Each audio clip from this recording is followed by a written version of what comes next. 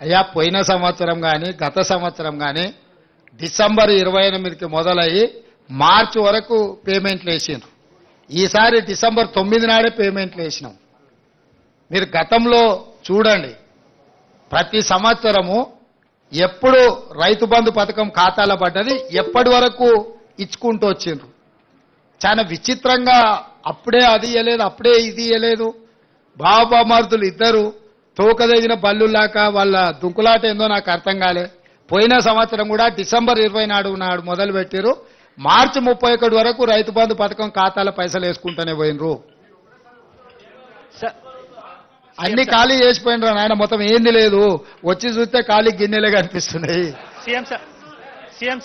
మేము లంక బిందెలు అనుకొని వస్తే ఖాళీ కుండలు కనిపిస్తున్నాయాడా.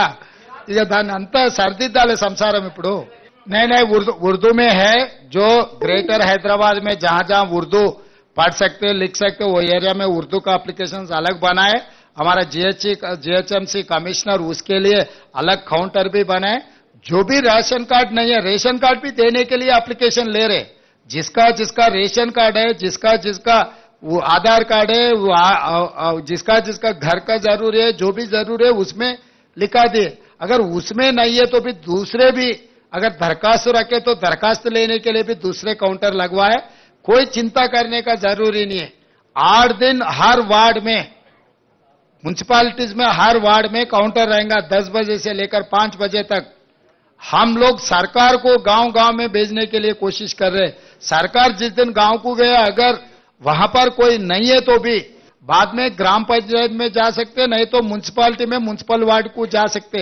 उसके अलावा भी तहसीलदार का ने दरखास्त दे सकते. कोई किसी को नुकसान पहुंचाने का काम अपना सरकार नहीं करेगा. जो जो जिसको जिसको जरूरत है सबको मिल जाएंगे.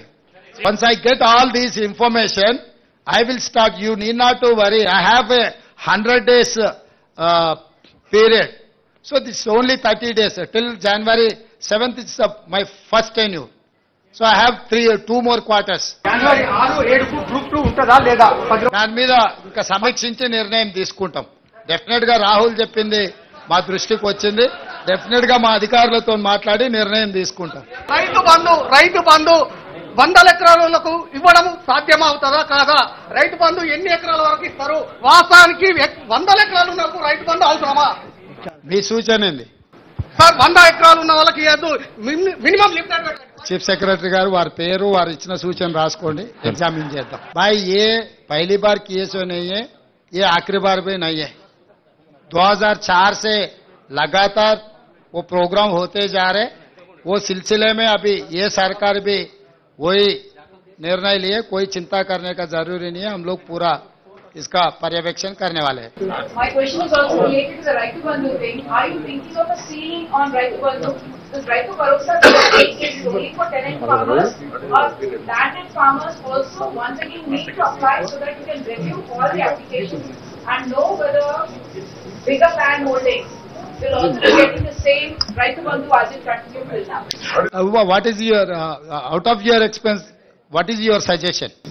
Suggestion is that there should be a ceiling. It's not for me to suggest, it's for your government to decide. Yeah, you are part of the government. I am welcoming you to share your views in this government. Okay, I certainly believe that there should be a ceiling on Raitu Bandhu, on the land ownership, because that's something that is draining your exchequer. Usually you will be able to implement many more of your promises to the poor if you go with Raitu.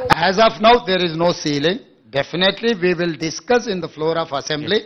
Next budget session, then we will take a call with building consensus with all opposition parties, then we will take a final call. Sir, sir. Next, we went there to Medigata along with Mr. Rahul Gandhi. So recently we have heard that there will be a judicial inquiry. So is it and also because the officials have clearly stated that the plan was given by the irrigation department because the minister and also former chief minister. तो ये यहाँ हर आदमी Charles Sobhraj भी आप कुछ पूछे तो वो बोलेगा कि मैं कुछ नहीं किया, मैं ऐसे गुनाह कुछ भी नहीं किए, मुझे छोड़ दो, ऐसी कहता है. तो इसमें कौन गुनहगार है, कौन क्या किए, कौन कहाँ से लूटे, ये सब सारे इंक्वायरी इसीलिए डाल रहे कि जुडिशियल इंक्वायरी इसीलिए बना रहे कि कौन कौन जिम्मेदार है। इंक्वायरी में ये पूरा तय हो जाएंगे, एल&टी का रोल क्या है, हरीश राव का रोल क्या है, केसीआर जी का रोल क्या है, और अलग दूसरे अधिकारी का भी क्या रोल है, वो बाद में पता लगेगा कि after once we have completed our enquiry. గత ప్రభుత్వంతో చాలా కామెంట్ చేశారు. గతంలో గవర్నర్ కూడా కొన్ని కామెంట్ చేసినప్పుడు మీరు కూడా మద్దతు తెలిపారు, ఒక ఆడపిల్లని అట్లా అనొద్దు అని. సో ఆ గవర్నమెంట్ తో గవర్నర్ కు ఉన్న గ్యాప్ ని ఆ గవర్నమెంట్ ఆమె చాలాసార్లు ప్రతిఘటించే ప్రయత్నం చేశారు. మీ గవర్నమెంట్ తో గవర్నర్ గారికి రిలేషన్ ఎట్లా ఉండబోతుంది? ఎట్లున్నది అనుకుంటున్నావు? ఈ 25 రోజులు సేమ్ అట్లనే కంటిన్యూ అయింది। सर आपकी गवर्नमेंट यहाँ पर कर्नाटक के कांग्रेस गवर्नमेंट से काफी ज्यादा इंस्पायर है। 5 गारंटी सारे यहाँ पर जो तेलंगाना में आपकी सरकार है, कांग्रेस की सरकार जो कर्नाटक में है, हमने इलेक्शन कैंपेन के दौरान भी देखा कि काफी ज्यादा वहां से इंस्पिरेशन लिया। कर्नाटक सरकार ने एक फैसला लिया है, बेंगलुरु में उनकी म्यूनिसिपैलिटी ने 60% वोट बोर्ड्स जो हैं साइनेजेस लोकल लैंग्वेज में होंगे। आपकी क्या राय है? तेलंगाना में हैदराबाद शहर में भी ये चीज होना चाहिए। प्लस उनका कहना है कि 70% लोकल को इंडस्ट्रीज में अपॉइंटमेंट मिलना चाहिए। इन दो इश्यूज पे आपका व्यू क्या है? और सेकंड मेरा क्वेश्चन सर, आपने और डिप्टी चीफ मिनिस्टर साहब ने प्राइम मिनिस्टर से मुलाकात की है, उसका एजेंडा क्या था, क्या बातचीत हुई? एजेंडा तो सीधा सीधा कल ही पत्रकारों को पूरा एक्सप्लेन किए हमारा डिप्टी चीफ मिनिस्टर।